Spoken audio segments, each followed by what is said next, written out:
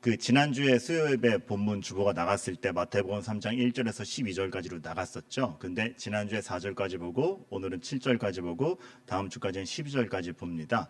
같은 단락인데 같은 표제로 세 번에 나눠서 하게 됐어요. 그만큼 이 구절 구절마다 행간에 숨어 있는 귀한 뜻이 많기 때문에 그렇습니다. 오늘은 5절에서 7절까지인데 오늘의 말씀은 이렇게 조금 의아함을 자아내는 부분이 있습니다.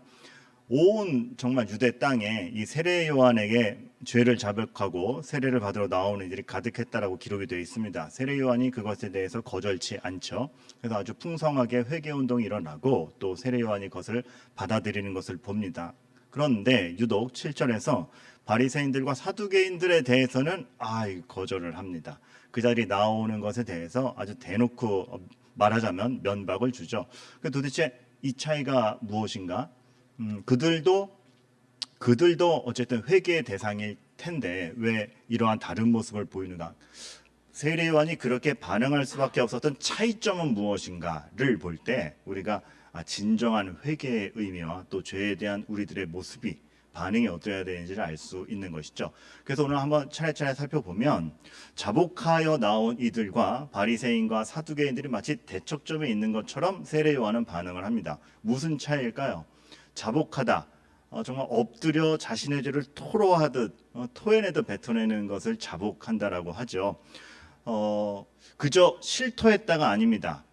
자복했다라는 것은 그저 죄의 목록을 실토했다. 이런 거 잘못했어요. 고백합니다. 이 정도가 아니라 내가 여태까지 걸어온 길이 완전히 틀렸다를 고백하는 사람들입니다. 그래서 본인의 삶의 방향타가 아주 바뀌어버린 과거의 나를 다 부정하고 여지껏 살았던 건 다 잘못됐네. 완전히 돌이키겠습니다의 정도의 표현이 자복입니다. 그에 반해서 바리새인과 사두개인들은 사뭇 다르죠. 일단 쭉 나중에 보아가면 아시겠지만 바리새인과 사두개인이 세례 요한을 나온 것 자체가 어떤 그 상한 심령으로 나온 게 아닙니다. 야, 세례 요한이 요즘에 뭐 운동 벌인다며? 그게 뭔데 지가 세례를 준대? 야, 가서 점검해보자. 그런 태도로 점검차 나왔던 것이며 그들이 어떤 본인들의 죄에 대해서 설복하고자 나온 게 아니라 그냥 오만한 자세로 나온 것을 우리가 가늠해 볼 수 있죠. 게다가 바리새인과 사두개인의 특징이라고 한다면 바리새인들은 사실 하나님께 기댄다라기보다는 내가 이만큼 율법 다 지켰는데 나 정도면 구원받기지. 하나님의 은혜보다 자기 의를 더 의지하는 사람들입니다. 사두개인은 바리새인과 조금 방향타가 다른데요. 그들은 어떤 영원한 나라를 사모한다기보단 이 땅의 나라를 사모하는 자들이라고 여기시면 되겠습니다. 그래서 우리들이 조금 더 열심히 해서 우리들의 세력을 키워서 말하자면 이 땅에 좀 기득권을 우리가 다 먹어버리면 하나님의 나라가 이루어질 수 있다라는 식이었죠. 역시나 자기 열심으로 왕국을 세우려는 자들입니다. 이렇게 보면 자복하는 이들과 사두개인 바리새인의 입장차가 뚜렷하죠. 하나님께 의존하는 자들이냐 자기를 의존하는 자들이냐 그 차이가 명백히 있었고 세례 요한은 그것에 따라 반응한 것입니다. 그리고 참 사두개인과 바리새인도 생각해보면 이 정도밖에 안 되나 싶은 게 사실 둘은 라이벌 관계거든요. 둘은 라이벌 관계인데 더 큰 뭔가 세력이 나타나는 것 같으니까 잠시 손잡아서 이렇게 출동하는 것을 보면 그들 자체가 바른 진리를 추구하는 자들이기보다는 자기들의 입장차만 자기들의 어떤 위치만 자리만 차지하는 이들이라는 걸 알 수가 있는 것이죠. 자, 요것이 오늘의 주제입니다.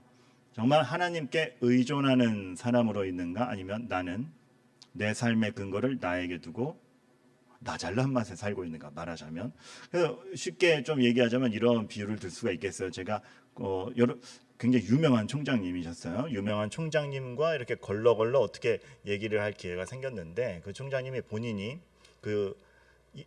굉장히 연로하신 분이에요. 굉장히 연로하신 분이고 그분이 유학을 갈 때쯤에 동양인은 굉장히 유학 세계에서 희귀할 때 유학을 가셨는데 까다롭기로 소문난 어떤 권위자 스승에게 이제 박사학위를 신청을 한 겁니다. 과정을 한 명만 뽑는다 그랬대요. 굉장히 까탈스러운 교수님이고 한 명만 뽑는다 그랬대요. 그리고 그 한 명도 아예 안 뽑을 때도 있대요. 진짜 자격이 없으면 안 뽑는 거죠. 그런데 이 동양인이신 이 총장님이 그 경쟁자 다 뚫고 최종 2인에 오른 겁니다. 그래서 마지막 최종 2인을 그 권위자 스승이 따로따로 면접을 하기로 했는데 나중에 안 건데 먼저 한 명 탁 들어갔답니다. 먼저 들어간 사람, 그게 미국인이에요. 그러니까 영어도 잘했겠죠. 거칠 것이고 굉장히 똑똑한 천재였나 봐요. 정말 그 분야에서 주요 사실이 아니라, 그러니까 너무 많이 알지 않으면 알 수 없는 그 꼬투리의 지식을 질문하더래요. 그러니까 우리가 교과서 마치 이런 거죠. 우리가 시험이 나오려면 교과서에서 굉장히 중요한 부분이 나와야 되는데 갑자기 뭐 어디 끄트머리에 조사가 뭔지 기억나? 이렇게 나오는 겁니다. 근데 그 질문을 했는데 첫 번째 경쟁자가 바로 맞췄다는 겁니다. 그 끄트머리에 있는 정말 해박하지 않은 알 수 없는 요만한 사실을 딱 권위자가 물었는데 그거 뭐죠 하고 딱 맞췄답니다. 그래서 첫 번째 끝나고 두 번째 이 총장님이 딱 들어갔는데 총장님에게도 같은 질문을 한 모양입니다. 총장님이 그 질문을 듣자마자 그 총장님도 알았대요. 보통 내기가 아니신 거죠. 알았는데 순간 그런 생각이 들더래요. 왜 이걸 물어볼까? 그리고 단지 이 박사학위 과정이라는 게, 그리고 이 권위자한테 배운다라는 것이 이 지식 자랑 정도일까라는 생각이 문득 들더래요. 그래서 답을 알았는데 답을 맞추지 않고 이렇게 대답했대요. 교수님, 제가 아직 그것을 아는 데까지 나아가지 못했습니다. 거기까지 나아가고 싶으니 지도해 주지 않으시겠습니까? 그래서 스승님이 필요합니다. 라고 대답을 했답니다. 그럼 결과는 어떻겠습니까? 이 얘기 하는 거 보니까 그분이 붙었죠. 뭐가 더 학자다운 것인가? 그 권위자의 입장에서 무엇이 권위자며 무엇이 더 학자다운 것인가? 라는 최종 평가에서 나를 필요로 하는가? 나에게 배울 자세가 되어 있는가? 본인이 다 저는 완성품이에요 라는 자기 자랑으로 나아간 것이 아니라 더 배워갈 자세가 되어 있는가가 권위자의 덕목으로 본 것이죠. 비슷합니다. 하나님께서 우리에게 요구하시는 것은 완성품 요구하는 게 아닙니다. 하나님은 죄인을 부르러 오셨고 그 죄인을 의롭게 만드시기 위하여 예수 그리스도께서 오신 겁니다. 게다가 그 죄인에서 의인되는 건 우리의 열심으로 넘어설 수 없는 영역입니다. 거기에 대해서 분명히 말씀을 하셨고 그렇기 때문에 나의 은혜와 나와의 관계가 필요하다를 늘상 말씀해 주신 건데 사람이 그것을 알지 못하고 마치 자기의 열정으로 자기의 열심으로 나는 의인이 될 수 있지 내지는 구원은 내가 내 의로 획득할 수 있지라고 생각을 한다면 그것은 아닌 것입니다. 오늘 그것을 명확히 지적해 주는 것이죠. 자복했다. 아까도 말씀드렸지만 단지 실토했다가 아니라 내 열심, 내가 여태까지 살아왔던 향방, 하나님 없이 한 행동 다 의미 없다. 하나님 없이 나는 아무것도 아니다를 말하는 것이 자복입니다. 신앙은 나를 입증하는 것이 아닙니다. 내 신앙이 이 정도야, 내가 믿음이 이만큼 좋아, 내가 이만큼 고매한 수준에 있지. 아닙니다. 신앙은 나를 입증하는 것이 아니라 내가 하나님과 어떤 사이인지를 분명히 인식하는 것이 신앙이요. 좀 더 구체적으로 오늘의 주제에 맞게 얘기하자면 내가 하나님이 필요하다는 것을 분명히 아는 것. 나는 죄인이요.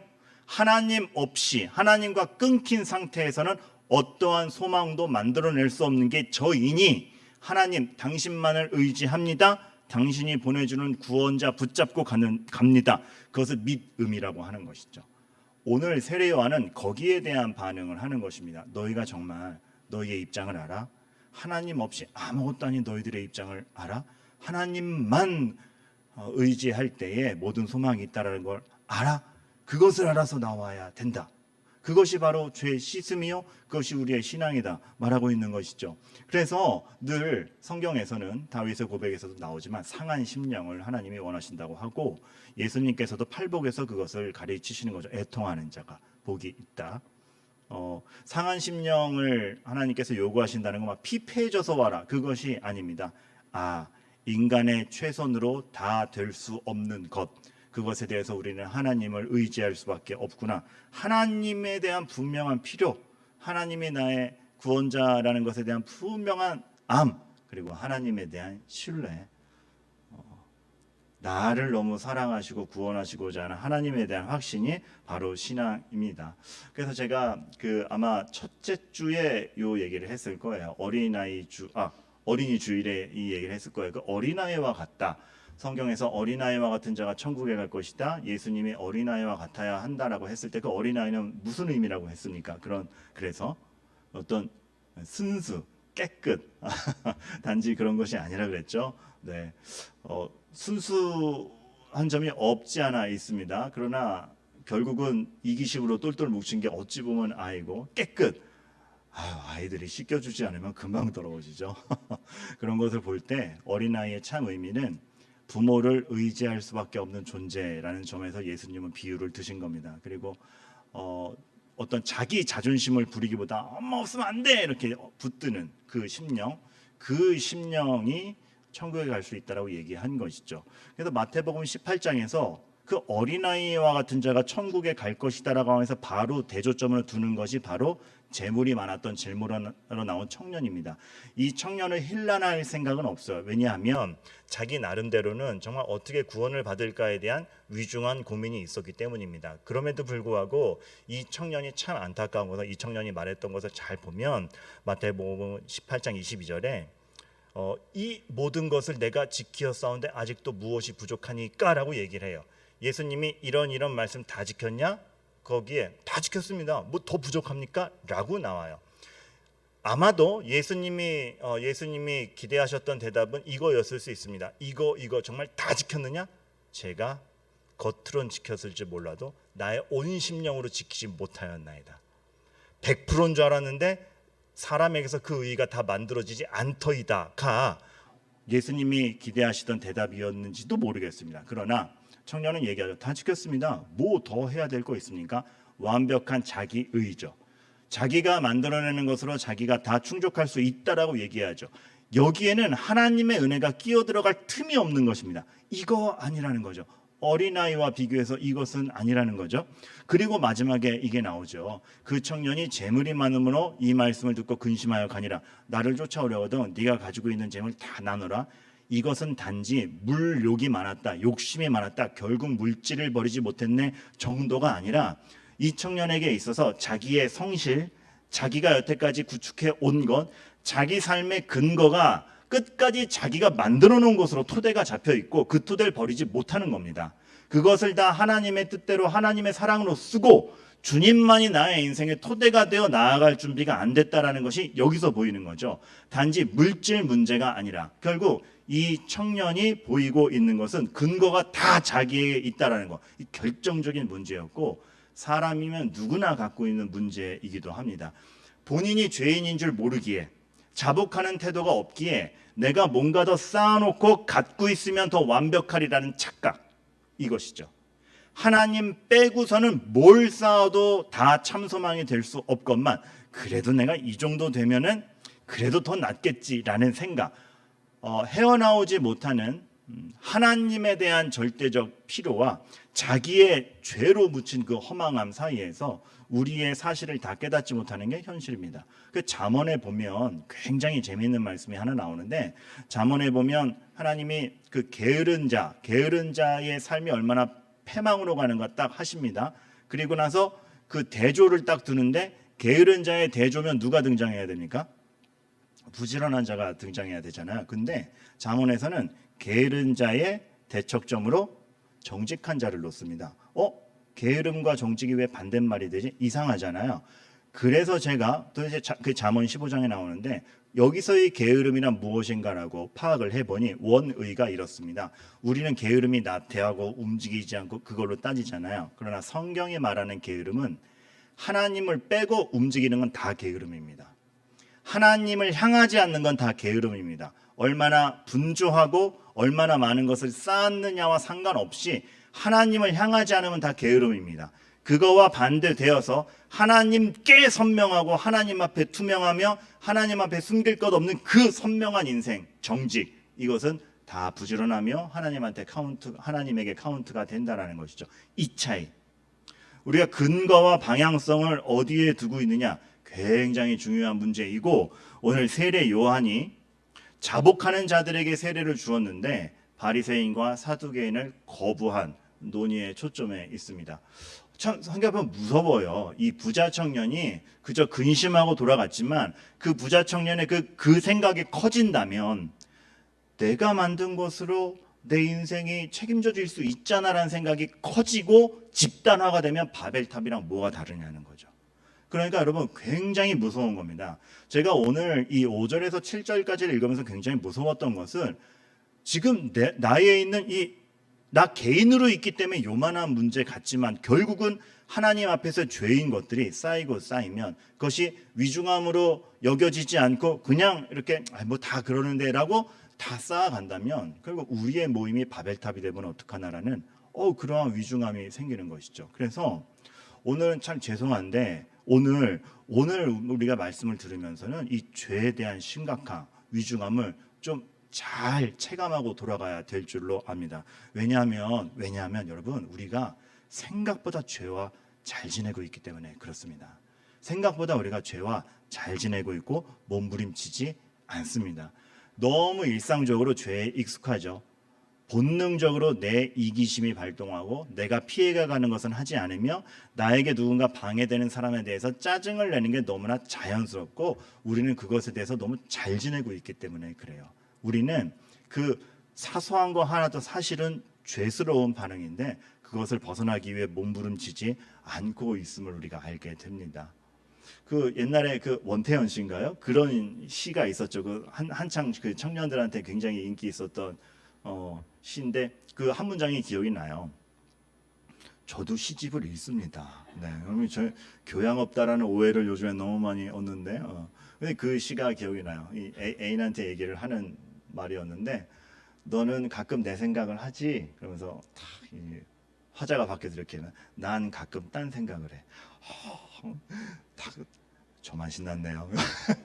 항상 네 생각하다가 잠깐 딴 생각한다라는 표현을 돌려 얘기한 거죠. 적어도 우리가 그렇게 됐으면 좋겠다는 생각이 드는 거야. 우리는 계속 죄짓다가 가끔 은혜와 의를 경험해요. 그래놓고서 어쩌다가 발견되는 의의 실천에 막 흥분하죠.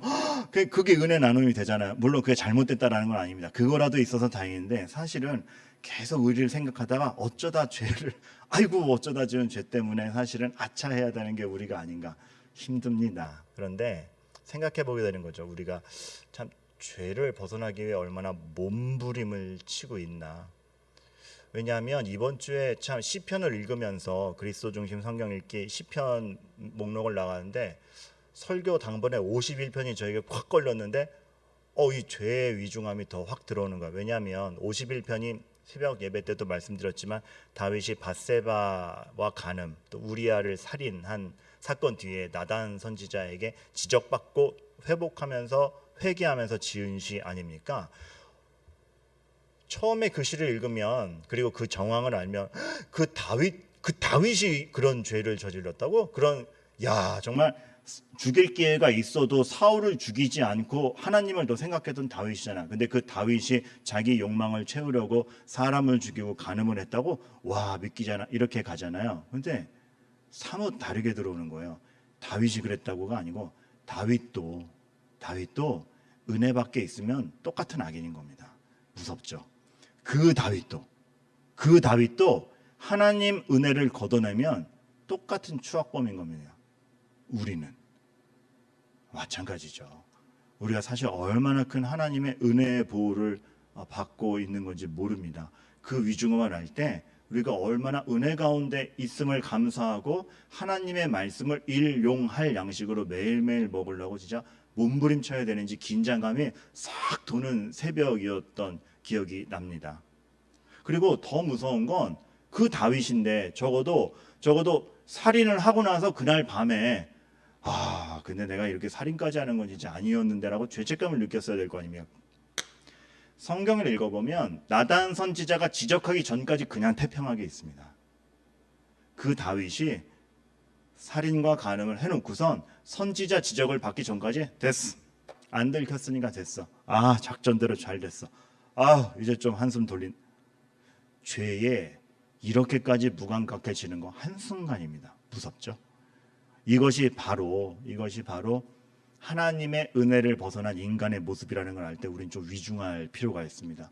얼마나 하나님의 은혜를 갈망해야 되고 하나님의 필요를 날마다 구해야 되는 것인지. 그 다윗이 시편 51편에서 고백을 하잖아요. 죄가 항상 내 앞에 있나이다. 이게 어떤 뉘앙스냐 하면 다윗이 이제 본인의 죄를 깨닫고 한순간 본인의 삶을 반추해 본 거예요. 10년 전엔 내가 좀 나았나? 20년 전엔 내가 좀 나았나? 내가 지금은 이 모양인데 아무것도 몰랐던 어릴 땐 좀 나았나? 근데 앞으로 가도 죄가 자기 앞에 있는 거예요. 어느 순간으로 가도. 그러고 나서 최종적으로 고백을 하잖아요. 내가 죄 중에 태어났고 어머니께서 죄 중에 날 잉태했다. 이것이 은혜 없는 인간의 삶이다. 절망으로 가자라는 것이 아니라 그래서 우리가 하나님이 얼마나 필요한지를 날마다 여겨야 된다는 것이에요. 여러분, 교회 생활, 신앙 생활이라는 것은 단지 교양 활동이 아니라는 겁니다. 여러분의 인생의 방향타가 어디로 가는지를 결정하는 하나님을 붙잡는다라는 것은 정말 그만큼 위중한 거예요. 그래서 다윗이 그러한 죄 중에 있는 자기 자신을 거두어낼 수 없고 해결점을 일로 가지 않습니까? 하나님이요, 내 속에 정한 마음을 뭐요? 창조하시고. 하나님, 요것만 고쳐주면 내가 잘할 수 있는데가 아니라 저는 하나님 없인 아무것도 안 되니 창조하소서. 정한 마음이 내 노력으로 만들어지지 않으니 창조하소서. 내 안에 정직한 영을 완전 새롭게 하소서. 그거 아니면 안 됩니다. 이게 자복이죠. 내 가능성 들고 와서 이 정도면 되잖아요. 키워주세요. 이거 아닙니다. 하나님 없으면 저 진짜 어떤 소망도 만들어낼 수 없습니다. 절망을 보자라는 게 아니라 그 절망을 완전 소망으로 바꾸시는 하나님을 보자라는 것이고 그 하나님을 강력하게 붙잡자라는 것입니다. 오늘 그런 설교를 한번 드리고 싶었어요. 왜냐하면 너무나 이건 뭐 제가 감히 판단할 수 없는 거지만 사실은 이 시대 많은 교회 모임 설교라는 것이 그러한 하나님이 누구시며 하나님에 대한 필요를 정중하게 붙잡기보다는 하나의 처세술을 얘기하거나 성공의 비결을 얘기하는 것 같은 경우가 많기 때문에 그렇습니다. 그러나 우리만큼은 그렇지 않기를 바랍니다. 이 고백이 먼저 우리 교회를 지배해야 되고 이러한 기틀 안에서 교회가 세워져 가야 되는 것입니다. 그러나 중에 제가 굉장히 재밌는, 굉장히 냉정한데 굉장히 재밌는 주석을 하나 봤어요. 바울이 그런 고백을 하지 않습니까? 내가 죄인 중에 괴순이라. 보통 이 내가 죄인 중에 괴순이라 그 주석을 보면 다들 이렇게 주석해요. 바울이 얼마나 겸손한 사람입니까? 바울이 얼마나 하나님 앞에 자신을 깨닫고 겸손한 사람입니까라고 주석을 해요. 근데 한 주석가가 굉장히 냉철하면서도 맞는 주석을 해요. 뭐라고 하냐면 내가 죄인 중에 괴순이라. 겸손이 아니라 팩트다. 이렇게 딱 얘기를 하는 거죠. 우리가 그렇다. 이게 무슨 겸손이냐? 하나님 없이 우리 모두가 죄인 중에 괴수 아니냐? 여러분, 그만큼 죄가 굉장히 큰 겁니다. 생각해 보세요. 말씀으로 세상을 만드신 하나님인데 십자가를 지시기 전에 우리를 위해 기도할 때 피를 흘려가며 기도하세요. 땀방울에서 피가 나올 정도로 기도를 하세요. 말씀으로 세상을 만드신 분인데 본인이 굳이 오셔서 피를 흘리세요. 그만큼 죄의 문제가 위중한 겁니다. 근데 그만큼 전력을 다하여서 우리를 죄 속에서 빼내려고 하나님은 애쓰고 계신 겁니다. 우리가 어찌 그 사실을 간과할 수 있겠으며 그러한 하나님을 간과할 수가 있겠습니까? 그래서 여러분, 정말 오늘 진지하게 묻고 싶어요. 우리 자복하고 있나요? 정말 자복하고 있나요? 교회에 나오는 모든 기쁨, 모든 소망 전에 그 하나님에 대한 필요를 정말 절박하게 붙잡고 있나요? 그 17세기, 18세기 옛날 같지만 사실 17세기에서 18세기 넘어가는 찰나에 16세기에 일어났던 종교 개혁을 근거로 그 믿음의 내용을 다 너무나 정갈하게 정리한 게 17세기예요. 그래서 17세기랑 18세기 초까지의 설교들이 명설교들이 굉장히 많습니다. 근데 어떤 한 학자가 그 당시의 설교와 요즘의 설교를 비교했을 때 이러한 차이가 있다라고 그래요. 그때 보면 하나님이 누구신가에 대한 고찰이 잘 많았어요. 하나님이 누구신가? 도대체 누구신가? 우리랑 무슨 상관인가? 어떤 분이기에 우리를 위해 죽으셨나? 나는 그가 왜 필요한가에 대한 설교를 아주 많이 했다 그래요. 그에 반해서 요즘의 설교는 뉘앙스가 이렇다라고 하죠. 나에게 무슨 위로를 주지? 그래서 뭔 쓸모가 있는데 아니 나 잘 살고 있어. 근데 교회 가면 더 좋은 게 뭐야? 접근이 다른 거죠. 접근이.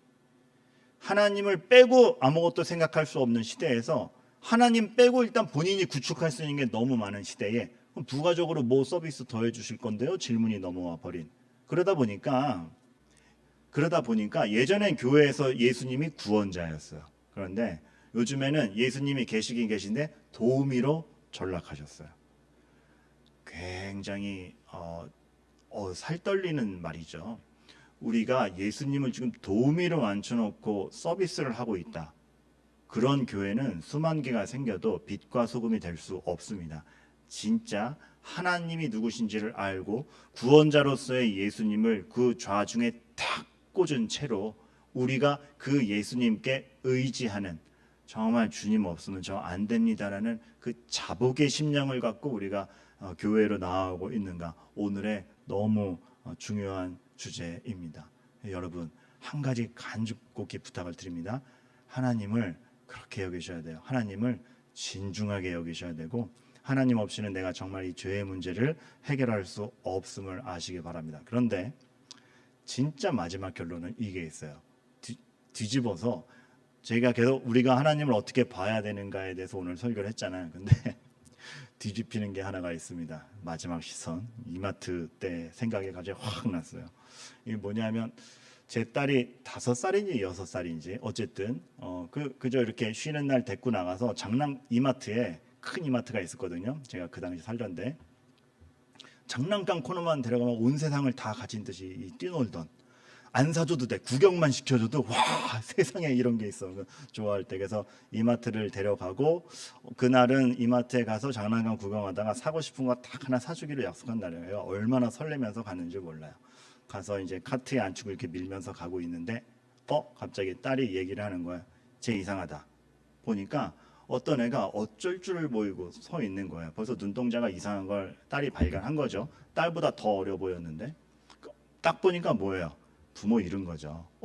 부모 잃은 거다. 그래서 제가 하이라한테 물었어요. 하이라, 너 지금 장난감 사러 갈래? 쟤 도와줄래? 쟤를 도와야 돼. 그래서 어떻게 할까? 카트에 같이 태울까? 일단 태워. 그래가지고 그 아이를, 너 엄마 잊어버렸니? 못 알아듣겠는데 잊어버렸다는 뜻이죠. 그래서 걔 카트에 태우고 엄마가 어딨나 이렇게 탁 찾으러 다녔어요. 그런데 그때 그때 제 딸이 그 눈매가 매서워가지고 딱 이렇게 얘기하는 거야. 저 아저씨 아줌마도 이상하다. 보니까 저 멀리서 어쩔 줄 모르면 뛰어다니는 아저씨가 있는 거야. 저 사람들이다. 제가 그분들이 막 방향 없이 떠돌고 있길래 제가 카트를 밀고선 그 아저씨 아줌마를 쫓아갔죠. 그래서 막 따라잡아가지고 아줌마 예, 딸 맞죠? 감사합니다. 그래서 탁 들려보내고 차였다고 보냈어요. 지금도 굉장히 꽤 어렸을 때인데 지금도 그게 뿌듯했는지 가끔 얘기하면 기억을 해요. 그때 내가 장난감 사러 안 가고 걔를 도와줬지 마, 이게 의시되면서 기억을 해요. 그때 그 장면이 생각이 나요. 두 가지가 생각이 나는데, 하나는 오늘 우리가 탐구한 거랑 똑같아요. 장난감 코너에 서 있으면 뭐 합니까? 장난감이 둘러싸고 있어도 엄마 없으면 끝인 겁니다. 세상 다 가져도 뭐 합니까? 하나님 없으면 우린 끝인 겁니다. 똑같습니다. 근데 우리 사실 안 그러죠. 우리는 장난감에 만족하고 있는지도 모르겠어요. 그거 하나. 근데 더 귀한 깨달음이 나중에 제 딸의 입을 통해서 제가 뇌를 맞은 듯이 하나 더 확 깨닫는 게, 집에 가면서 얘기하는데 오늘 그 아이 정말 당황 많이 한 것 같았지, 그치? 엄마 아빠가 더 당황한 것 같은데? 그 말이 머리에 팍. 왜냐하면 전능하신 하나님이 죄에 빠져 있는 우리를 보고 그 눈빛일 거 아니에요. 우리 자식들이 지금 죄에 빠졌네. 이거 어떡하나? 상상해 보신 적 있으세요? 전능하신 하나님이 우리 걱정하느라고 당황해 계신 그 사랑의 당황아.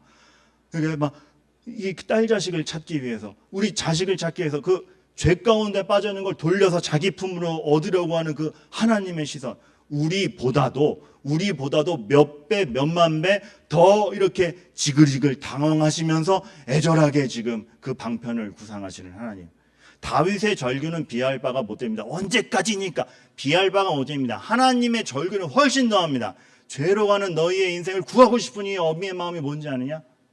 그 시선 느끼시기를 바라겠어요. 하나님 지금 얼마나 죄에서 여러분들을 꺼내고 싶고 찾고 싶으셔가지고 그 전능하신 하나님이, 이거 비유적 표현입니다. 전능하신 하나님이 본인 혼자 계셔도 만족스러우신 분이 버선발로 튀어나오셔가지고 우리를 찾고 계시고 그 방편을 만들고 계시는지 그거 알 때에 우리가 하나님을 찾는다, 하나님의 말씀을 귀 기울여 듣는다, 예배 자리로 나온다, 교회를 세운다, 전도한다.